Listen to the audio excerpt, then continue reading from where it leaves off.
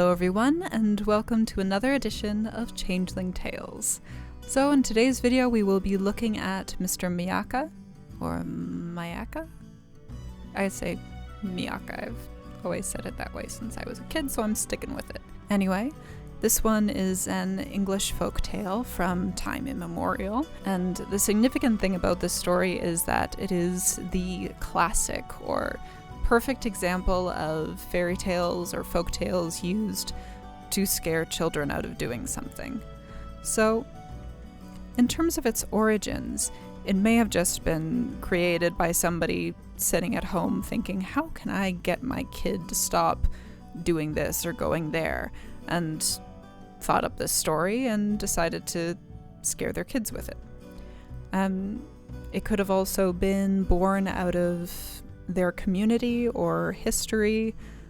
For instance, maybe in their town there was someone who was kind of, this man who was kind of mysterious and kept to himself, and rumors abounded about him, and people thought he was a bad guy, and then rumors become stories that, as time progresses, become, stories like these. Or it could have been really inspired by history, and there was some guy who was rather violent, or a serial killer who, over the changes of history and time and retelling, became this story figure. Who knows? Its origins are lost to history. But anyway, this story serves as a classic example of, how to scare your children.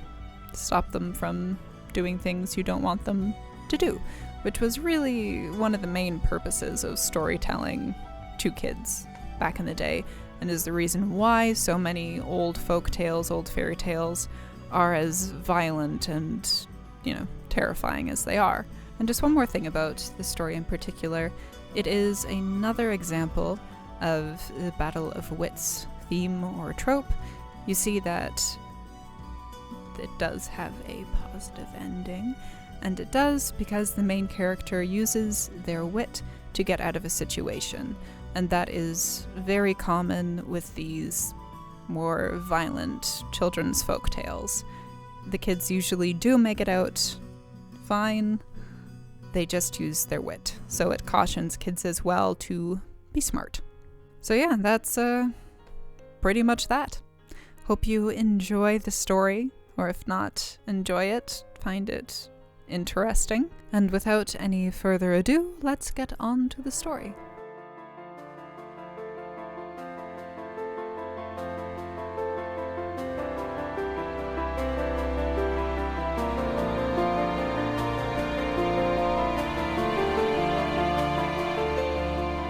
Mr. Miacca. Tommy Grimes was sometimes a good boy and sometimes a bad boy. And when he was a bad boy, he was a very bad boy. Now his mother used to say to him, Tommy, be a good boy, and don't go out of the street, or else Mr. Miacca will take you.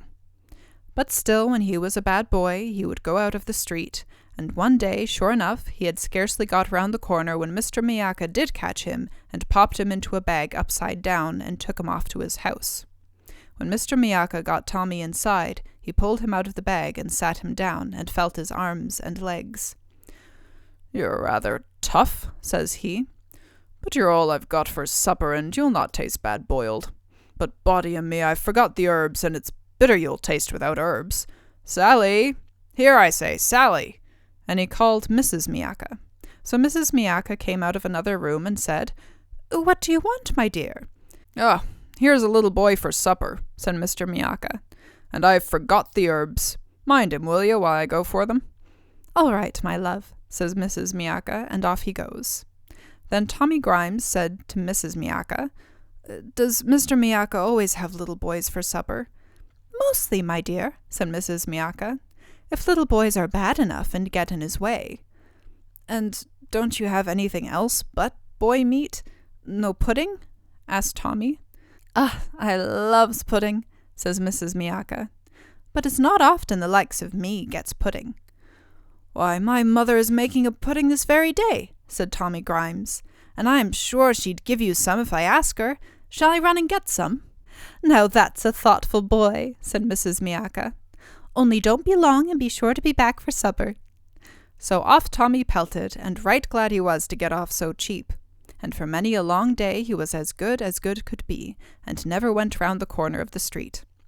But he couldn't always be good, and one day he went round the corner, and as luck would have it, he hadn't scarcely got round it when Mr. Miacca grabbed him up, popped him in his bag, and took him home.